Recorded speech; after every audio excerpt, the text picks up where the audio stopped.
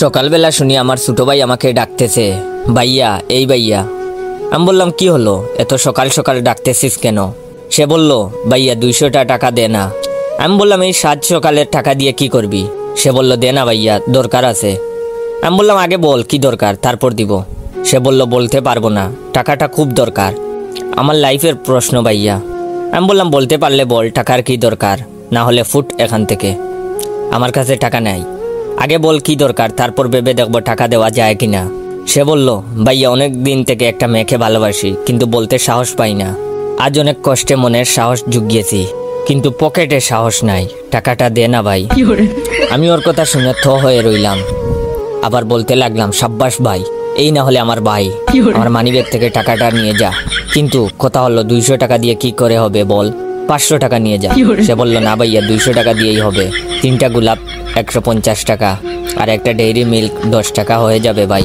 আমি বললাম আচ্ছা, আমার নতুন জুতাটা নিয়ে যা ভাই, দেখতে ভালো লাগবে। আর শুন, যদি প্রপোজ করার পর রাজি না হয় তাহলে কোনো কথা নাই, উদুম খেলানো শুরু করবি। সে বলল, দোয়া করবেন ভাই যেন সফল হয়ে বাড়ি ফিরতে পারি। আমি বললাম বেস্ট অফ লাক ভাই। সে বলল, থ্যাংক ইউ ভাই, আসি তাহলে। আমি বললাম ওকে ভাই যা। ছোট ভাইকে বিদায় দিয়ে ঘুম থেকে উঠলাম। যাই হোক, এবার ফ্রেশ হয়ে আসি গিয়ে, আপনাদের তো পরিচয়টাই দেওয়া হলো না। আমি জয়, আপনাদের জানাই আছে, নতুন করে বলার মতো কিছু নাই। নতুন করে বলার মতো শুধু এইটাই, এতক্ষণ যার সাথে কথা বলছিলাম সে আমার ছোট ভাই আরিফ। এই বছর ক্লাস 6-এ উঠলো। ওর সম্পর্কে আর কি বলবো, এমনিতেই বুঝতে পারবেন। যাই হোক, গল্পে ফেরা যাক। আমি ফ্রেশ হয়ে হালকা একটা নাস্তা করে বাড়ি থেকে বেরিয়ে পড়লাম। একটা চায়ের দোকানে বসে আপন মনে সিগারেট ফুঁকতেছি। এর মাঝেই হঠাৎ মোবাইলের রিংটোন বাজতে লাগলো। মনে মনে কোন শালায় বিরক্ত করলো বলে তার 14 গোষ্ঠী উদ্ধার করতে লাগলাম। মোবাইলটা বের করে স্তব্ধ হয়ে গেলাম। আমার একমাত্র প্রেমিকা অনু নাম্বার দেখেই বুকটা সেট করে উঠলো। এই বুঝি থাপ্পড় খেলাম। সেই থাপ্পড় কি আর ভুলা যায়? ব্রেকআপ করবো ভালো কথা, কিন্তু কি থাপ্পড়ই না মারছিল। এতদিন পর হঠাৎ কল করলো, কারণ কি? বয়ে বয়ে ফোনটা রিসিভ করলাম আর বললাম, হ্যাঁ হ্যালো। সে বলল, হারামজাদা কই রে তুই, থাপ্পড়ের কথা মনে নাই নাকি ভুলে গেছস? আমি বললাম, হ্যাঁ মনে আছে তো, কি থাপ্পড়টাই না মারছিলা? আচ্ছা এই তুমি কি মানুষ না অমানুষ বলো তো? একে তো ব্রেকআপ করছো, আবার যাওয়ার সময় কিনা 2 গালে গুনে গুনে মুখ 10টা থাপ্পড় মেরেছিলা। সেই থাপ্পড় কি আর ভুলা যায়? এখনো আমি মাঝে মধ্যে সেই থাপ্পড়ের স্বপ্নে দেখি আর গাল হাতাই। সে বললো, ওই রাখ তোর আজাইরা পেশাল, তুই কই আসস এখন? আমি বললাম, কেন? আমি এখন আবার কি করলাম? একে তো তুমি নিজে আমারে কল দিছো, তারপর এখন বলতেছো পেঁচাল মারতেছি। সে বলল, ওই তুই তোর ছোট ভাইরে কি শিখাইয়া দিছস?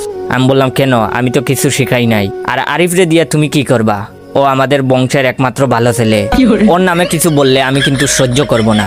তখন সে বলল, মিথ্যা বলবি না একদম, তোর ছোট ভাই আজকে আমার ছোট বোন রে প্রপোজ করছে। আমি বললাম, আরে বাহ, ঠিকই তো আছে। তাহলে বেয়ান সাহেবা বলেন বিয়া কবে? অনেকদিন হলো কুরমা পোলাও খাই না।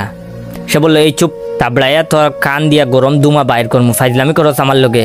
তখন আমি বললাম, আমি আবার কি করলাম? সে বলল, আমার বোন প্রপোজালে রাজি হয় নাই, যার ফলে তোর ভাই আমার বোন সুমিকে ইচ্ছা মতো পিড়াইছে। আমি বললাম, সাব্বাস, এই না হলো আমার ভাই, আমার অপমানের প্রতিশোধ নিছে আমার ভাই। সে বলল, তোর বাইরে বাঁচাইতে চাইলে এক্ষুনি লেকের পার আয়। আমার বুঝতে আর বাকি রইল না, কাহিনী জটিল। তাড়াতাড়ি ফোনটা কেটে দিয়ে লেকের দিকে দৌড় দিলাম। আগে বাইকে বাঁচিয়ে নিয়ে আসি, পরেরটা পরে চিন্তা করা যাবে। লেক বেশি দূর না, তাকায় 20 মিনিটের বেশি সময় লাগলো না। দেখি ছোট ভাইকে অনু হাত দিয়ে ধরে রেখেছে। সুমির দিকে তাকিয়ে দেখি তার নাকের মাথা লাল হয়ে গেছে। তখন অনু আমাকে দেখে বলল, তোর ভাইয়ের বিচার কর, তা না হলে কি করব?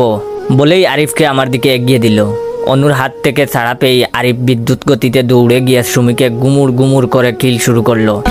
এমন পরিস্থিতিতে আমি আর অনু দুজনেই হতবাক হয়ে গেলাম। আরিফের হাত মনে হয় এতক্ষণে মারার জন্য চুলকাইতেছে। আমি দৌড়ে গিয়ে আরিফকে টেনে ধরলাম, কিন্তু ও ছাড়তেছে না। অনু ধরল সুমিকে, কিন্তু কিছুতেই ছাড়াতে পারছে না। এত টানাটানিতে বাঁধলো আরেক বিপত্তি। আরিফ সুমির চুল ধরে আছে, অপরদিকে অনু তার বোনকে টানছে। সুমির চুল ছেঁড়ার উপক্রম প্রায়। উপায়স্ত না পেয়ে আমি আরিফের হাত ছেড়ে দিলাম, তা না হলে যদি চুল ছিঁড়ে নিয়ে আসে। আরিফ ছাড়া পেয়ে দুম দুম করে কয়েকটা করে কিল দিয়েই দৌড়াতে লাগলো।